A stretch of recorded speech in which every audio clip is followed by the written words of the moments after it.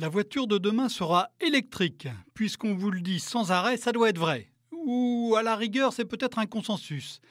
Mais si c'était en réalité une illusion? Je vous propose de reprendre l'histoire très en amont. L'automobile, c'est le symbole de la révolution industrielle du XXe siècle. Mais elle a un défaut, elle pollue.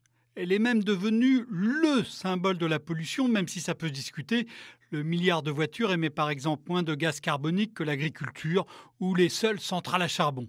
Mais sur ce symbole de la pollution, les pouvoirs publics imposent des plafonds d'émissions et qui sont de plus en plus bas. Le mouvement s'est amplifié avec le Dieselgate de Volkswagen et la conférence de Paris sur les changements climatiques. La France et le Royaume-Uni ont annoncé leur intention d'interdire les ventes de voitures à moteur à combustion à horizon 2040.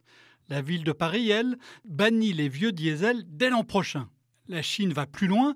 Le pays, qui est désormais le premier marché mondial de l'automobile, transforme les normes d'émission en un outil de reconquête industrielle. Comme elle est en retard sur le moteur à essence, elle va imposer aux constructeurs, dès l'an prochain, un quota de voitures électriques qu'elle va remonter au fur et à mesure de ses progrès sur la batterie. Les grands constructeurs des pays avancés basculent à leur tour. Le dirigeant d'un grand groupe européen m'a confié qu'il avait changé d'avis, ce qu'il ne fait pas très souvent. Il est désormais convaincu que l'avenir de la voiture sera électrique. Renault s'est lancé il y a 10 ans déjà. Le nouveau venu Tesla bouscule le marché.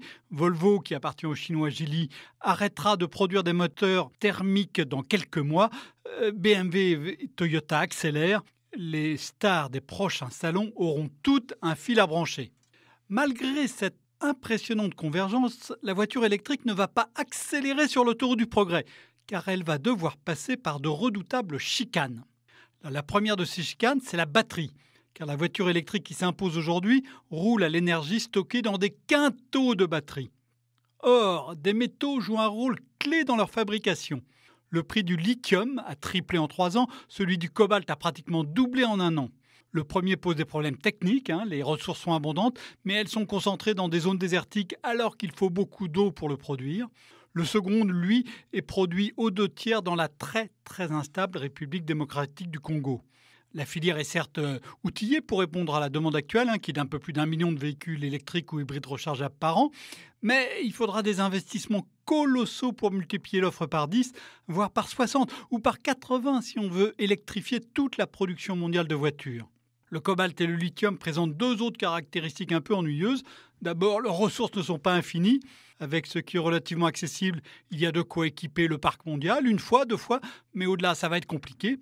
Et puis ensuite, leur production consomme beaucoup d'énergie et leur recyclage aussi.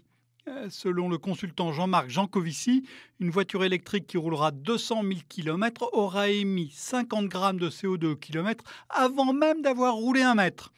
Pour réduire les émissions de CO2, il faut que l'énergie employée pour produire la batterie soit elle-même décarbonée.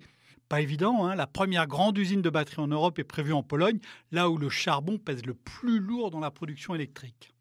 Ce qui nous amène à la deuxième chicane, la production d'électricité.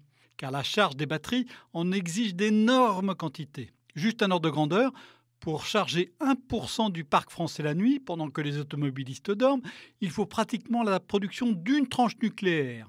Comme c'est un moment de la journée où le soleil ne tombe plus dans les panneaux solaires et où le vent est souvent tombé, il faudra construire de nouvelles centrales nucléaires ou bien des centrales qui émettent à nouveau du carbone.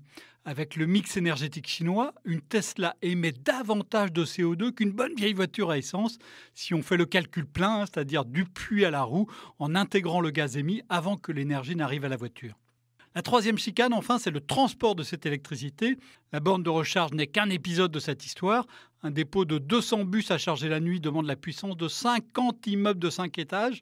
Si on ne veut pas installer des fils sur des pylônes dans la rue pour transporter cette électricité, il faudra creuser des tranchées ou bien installer des câbles supraconducteurs à prix d'or, comme on l'a testé du côté de New York. Alors vous me direz, tous ces problèmes ont des solutions, c'est vrai. Des progrès sont possibles dans l'extraction de lithium ou de cobalt, comme on l'a vu dans le pétrole de schiste.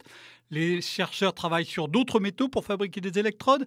L'énergie solaire peut servir à monter de l'eau dans des barrages le jour pour la faire redescendre de nuit sur des turbines. Des voitures peuvent être chargées au bureau, les bus par induction lors d'un bref arrêt. Des problèmes pourraient même devenir des solutions avec le numérique.